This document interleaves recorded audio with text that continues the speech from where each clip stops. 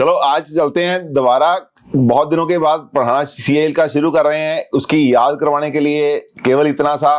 If the position of the sub Lord and the sub Lord of the planet falls in 1, 3, 5, 9 and 11 from the star Lord of the planet which appears in the cusp of relevant house at involvement level means star lord level is considered favorable। कोई भी घर देखना है हमने,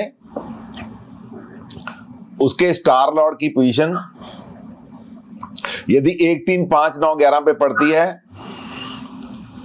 तो वो बहुत बढ़िया मानी जाती है। फाइनल रिजल्ट SSL ने देना होता है, सब लॉर्ड ने देना होता है।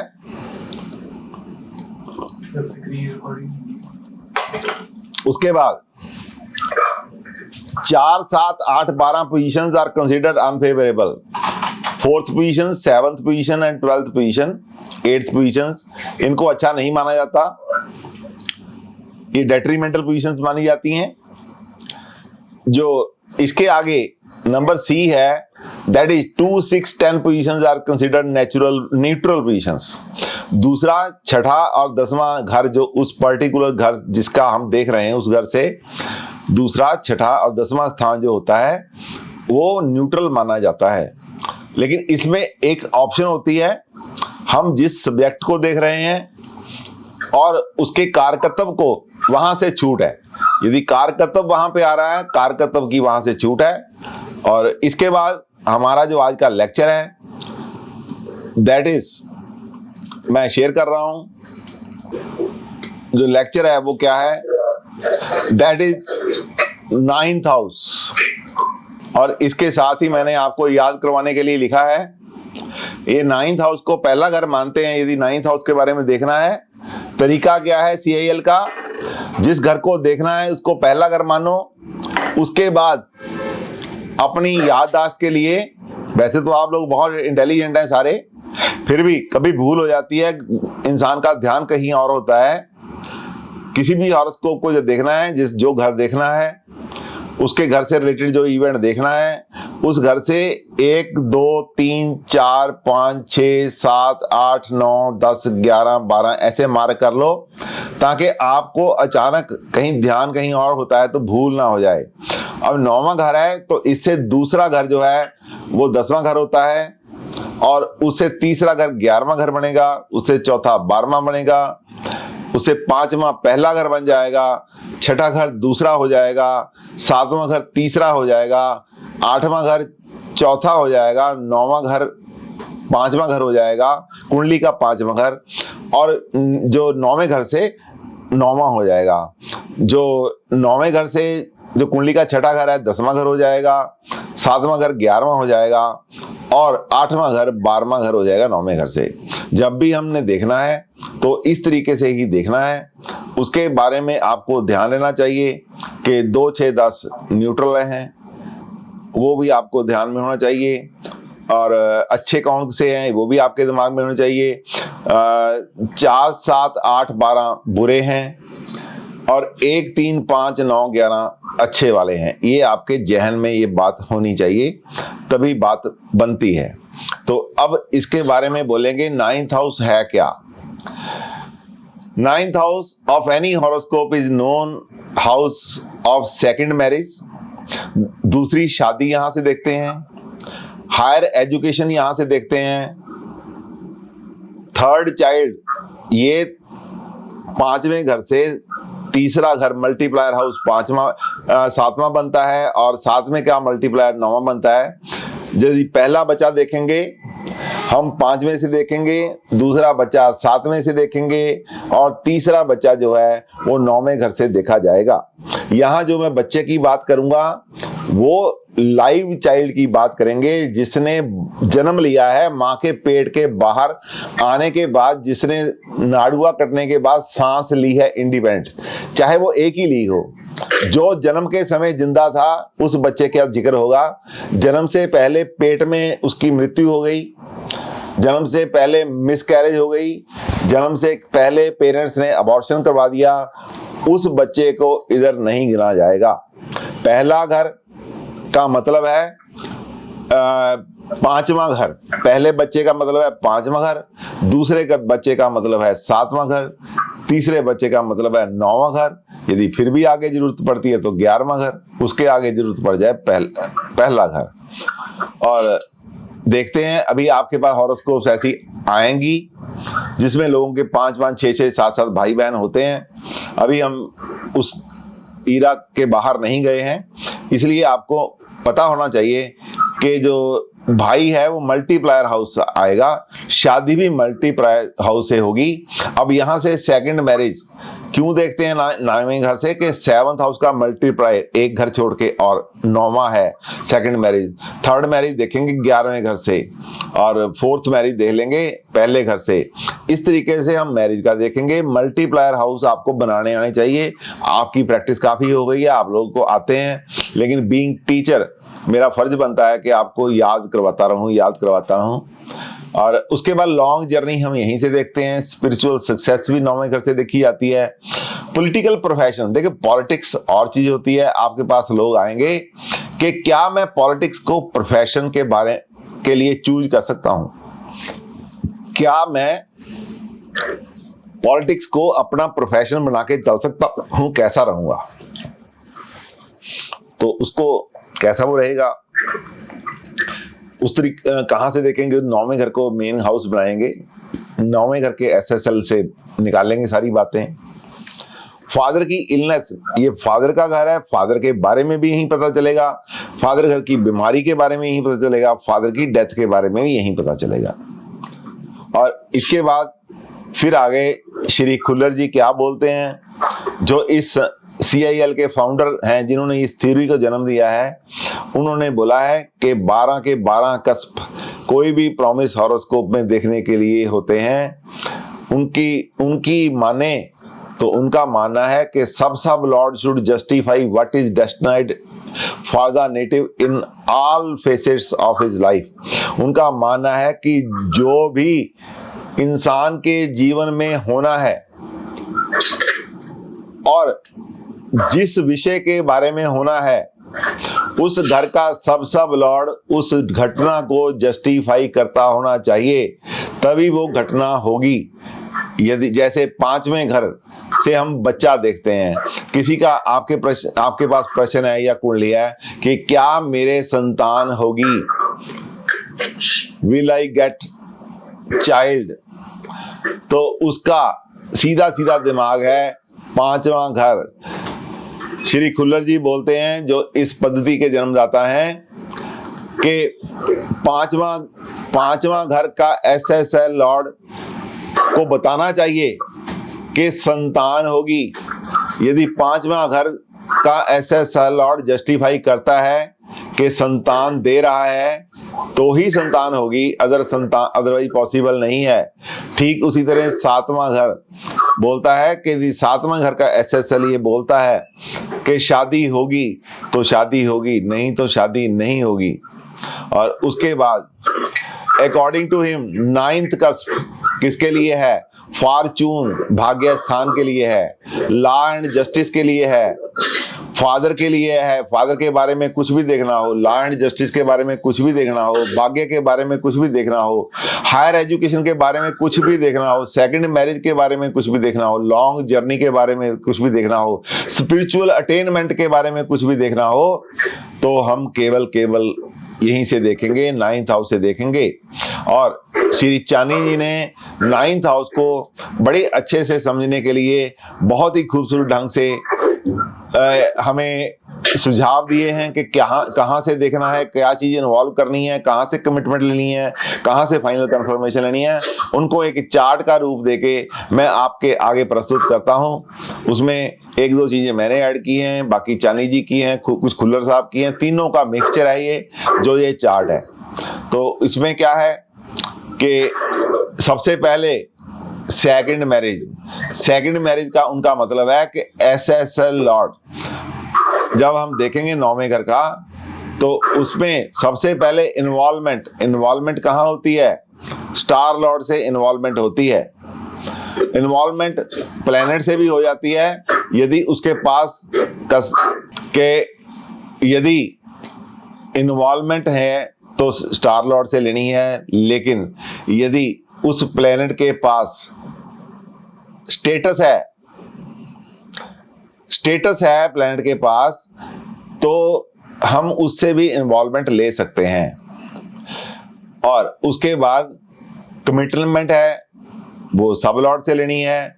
फाइनल कंफर्मेशन सपोज करो 9th हाउस से इन्वॉल्वमेंट हो रही है, कमिटमेंट भी दे रहा है सारा, उसके बाद ये यहाँ पे आके डेट्रीमेंटल आ जाता है, तो बनते बनते काम बिगड़ जाएगा, नहीं होगा। Ultimately sub lord has to confirm the event, sub lord has to confirm the event. कई बार ऐसा होता है, बिल्कुल उसी तरह कई बार हम किसी चीज के लिए वादा कर लेते हैं और अच्छी सी कमिटमेंट करके आ जाते हैं, ये काम मैं कर दूंगा आपका। घर जाते हैं तो बीवी जो है वो आंखें दिखाती है आपको और आपसे बोलती है कि यदि काम किया तो आपने ऐसा कर दिया तो आप देख लेना, फिर किसी की काम मजाल के काम हो जाए, बाहर जाके बंदा सॉरी कर देता है कि नहीं यार घर वाले मानते नहीं हैं। तो जो बीवी है वो यहाँ पे एसएसएल लॉर्ड है। आज की दुनिया में एसएसएल लॉर्ड जो है वो हमेशा से ही कामयाब रहा है, आज की दुनिया में भी कामयाब है, पिछली दुनिया में भी कामयाब था। हमेशा ही एसएसएल लॉर्ड को प्रेफरेंस दी गई है, इसलिए एसएसएल लॉर्ड किसी भी चीज के लिए फाइनल कंफर्मेशन करता है तभी वो काम होता है। ये चीजें मैंने जो आपको करवाया है, जो इतना बोला है, केवल याद करवाने के लिए। अब हम सीधे इक्वेशन पे आएंगे। कुछ लोग ऐसा, कोई एक आध बंदा मेरे जैसा ऐसा भी बैठा होगा जो सब कुछ भूल गया होगा कि इन्वॉल्वमेंट कहाँ से लेनी है, कमिटमेंट कहाँ से लेनी है, फाइनल कंफर्मेशन कहाँ से लेनी है। उनको याद करवाने के लिए मैंने जो इंटेलिजेंट स्टूडेंट्स हैं उनका भी समय खराब किया है, लेकिन मेरे पास कोई और चारा नहीं है, इसलिए सॉरी। अब सेकंड मैरिज का सेकंड कॉम्बिनेशन क्या है? 9वें घर से और 5वें घर से यदि इन्वॉल्वमेंट होती है, 7वां घर कमिटमेंट देता है। फाइनल कंफर्मेशन यदि एसएसएल जो देता है 11वां स्थान से वो देता है तो हो जाती है। थर्ड कॉम्बिनेशन है 7th हाउस से इन्वॉल्वमेंट, 11th हाउस से कमिटमेंट, 11th हाउस से और 9वें घर से फाइनल कंफर्मेशन होगी, तो ये शादी अवश्य हो जाएगी। हायर एजुकेशन, अब हायर एजुकेशन की बात आती है तो 9वां घर तो पहले दिमाग में जहन में आता है, 11वां घर उसकी इच्छा पूर्ति भी है। 9-11 से इन्वॉल्वमेंट, कमिटमेंट होगी 11वें घर से, फाइनल कंफर्मेशन 11वें घर से और 9वें घर से होती है, तो हायर एजुकेशन जरूर होगी।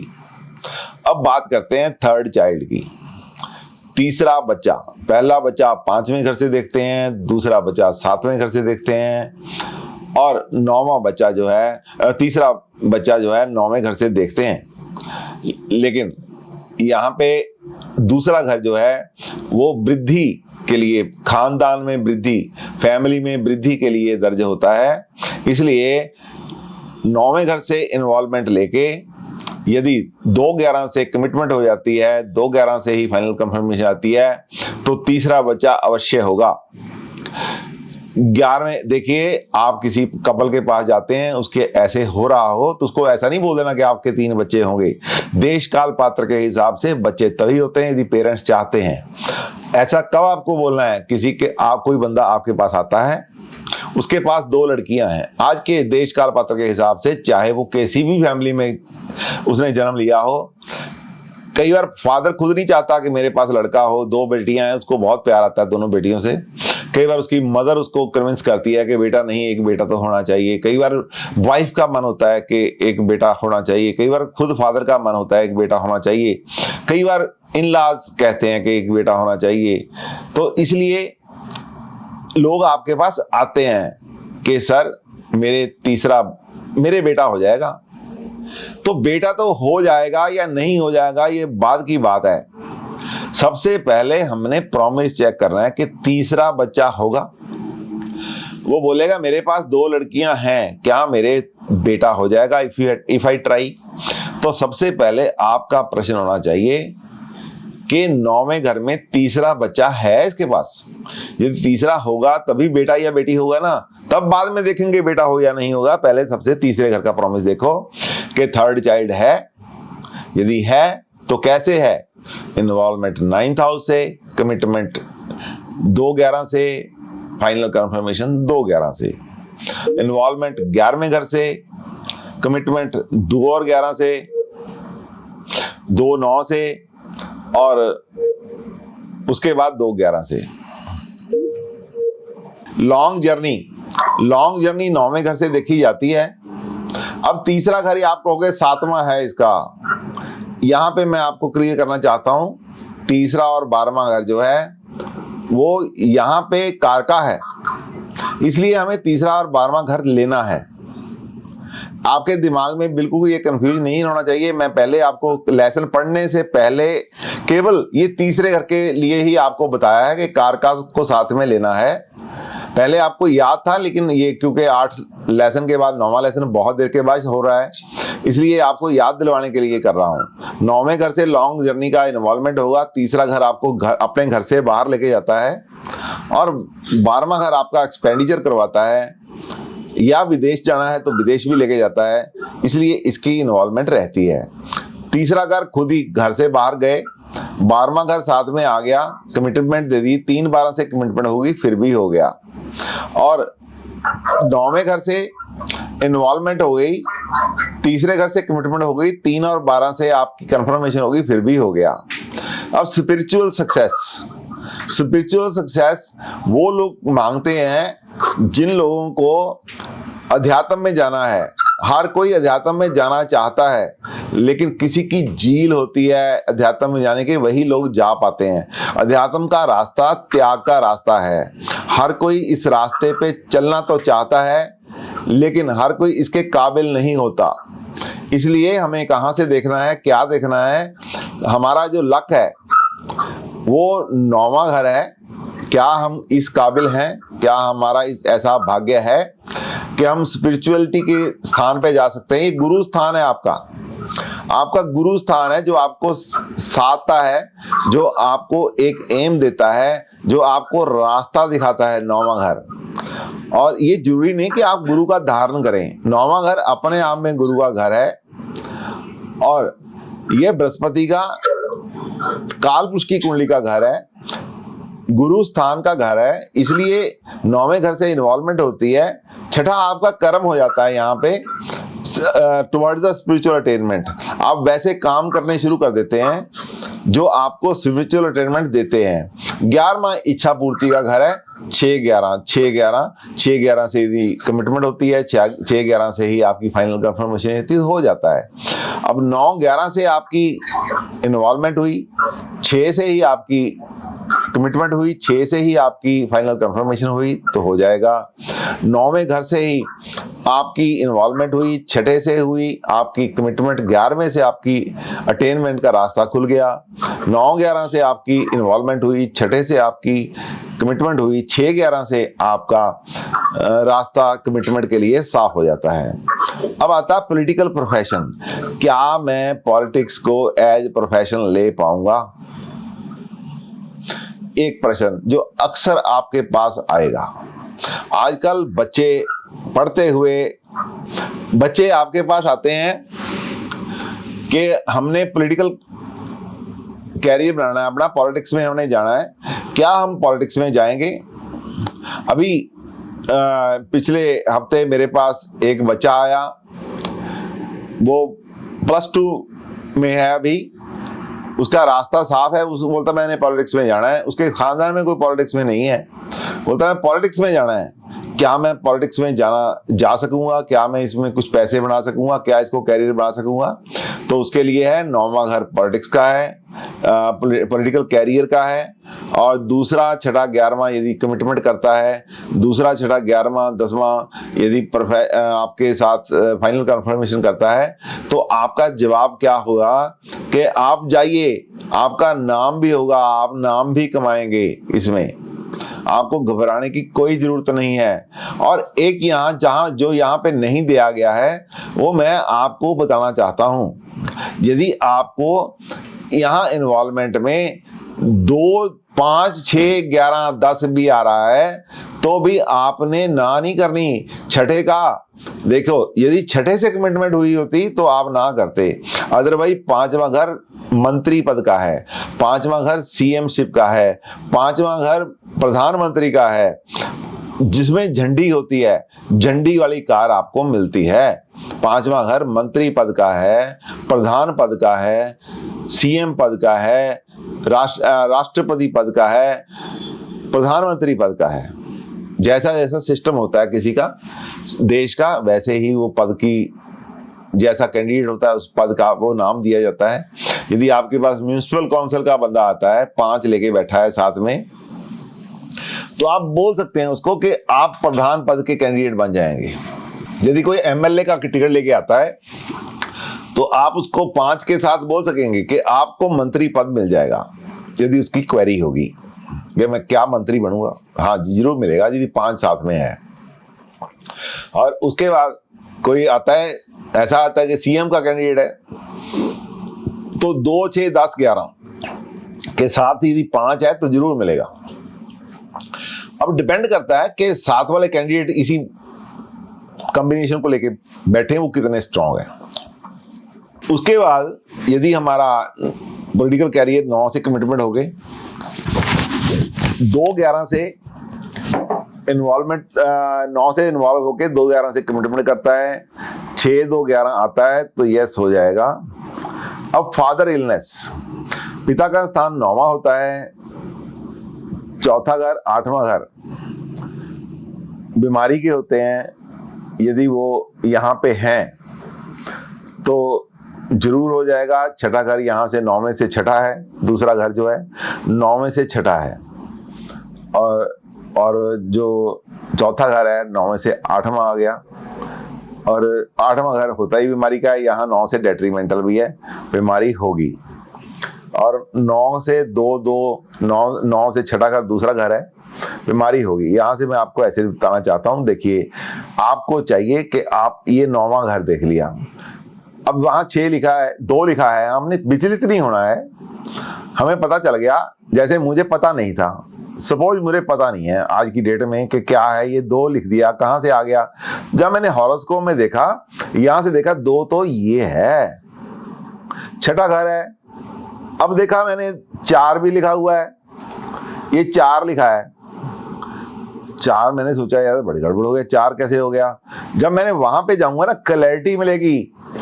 चौथा घर 8वां घर है, ये दोनों घर तो बीमारी के होते हैं, मुझे दिमाग में आ गया। और उसके बाद 8वां घर, जो पत्री का 8वां घर है, ये वैसे बीमारी का होता है कि 9वें का डेट्रीमेंटल है। इसलिए ये क्लियरिटी मुझे यहां से मिल गई। इसलिए ये जो चार्ट है ना, आपके बड़े काम का है, ऐसे मार्क करके रखा करो। कई बार आपके अच्छे भले इंटेलिजेंट बंदे के दिमाग में भी एक फिगर घुस जाती है, वो दिमाग से निकलती नहीं है। ये चौथा कैसे आ गया यार, ये 8वां यहाँ कैसे आ गया। वो इसलिए आ गया कि वो यहाँ से 6ठा, 8वां और 12वां है। इसी तरह दूसरा घर, अब 9 से 2 का क्या वास्ता है, 9 में से छठा है, ये भी 9 में से छठा है। अब 9 से चौथा घर, ये 8वां है। फाइनल कंफर्मेशन होती है छठे घर से 8वें घर से, 9वें घर से 8वां घर, 12वां घर, छठा घर 8वां घर, 12वां घर, 9वें घर से 8वां घर जो 12वां घर होता है, दूसरा घर छठा घर, चौथा घर 8वां घर और 8वां घर 12वां घर, ये आपको मिलता है। अब डेथ ऑफ द फादर, 9वें घर की इन्वॉल्वमेंट, चौथे की ही कमिटमेंट, चौथे की ही कन्फर्मेशन। तो यदि फादर डेथ बेड पे है, प्रश्न आपके पूछने आया कि क्या मेरे पिता बच जाएंगे, 9वें घर से इन्वॉल्वमेंट लेते हैं तो वो नहीं बचते यदि 4 और 4 साथ में आता है।